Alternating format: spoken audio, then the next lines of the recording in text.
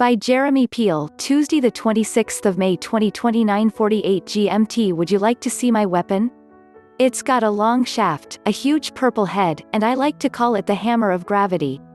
In fact, that's the name Mojang Studios gave it. I merely found it hovering a couple of feet above the ground, slowly rotating in a way that suggested immense, invisible power.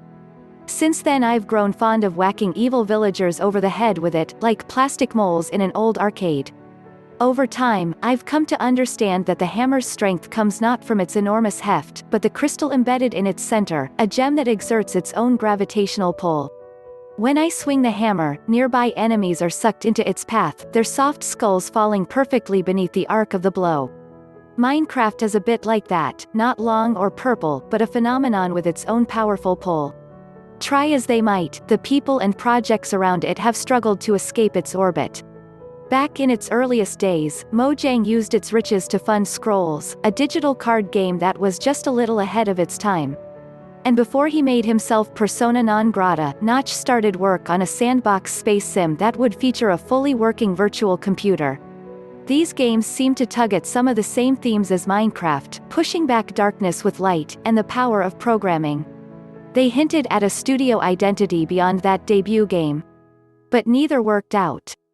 Ultimately, perhaps inevitably, Mojang simply became the Minecraft people. Dungeons is the compromise, a new game that looks and sounds like Minecraft, but belongs to a different genre, the RPG. Its first area is called the Squid Coast, in apparent reference to Dungeons & Dragons' Sword Coast. But if Mojang is drawing inspiration from a Baldur's Gate game, it's Dark Alliance. This is a dungeon crawler, a Diablo-like, rather than a choice and consequence BioWare game. It's also a bold move, since hacking and slashing has never been Minecraft's strong suit. But here it works a treat, the floaty weightlessness of first-person swordplay replaced by isometric wallop. The shooting is even better, hold down the right trigger and you can spin your character on their heel to face a threat, then let the arrow fly. The longer you hold, the harder the hit. It might seem odd to single out auto-aim for praise, but Dungeons has mastered that particular dark art. Its helping hand pushes gently on your shoulder, respecting your intent and allowing room for skill shots.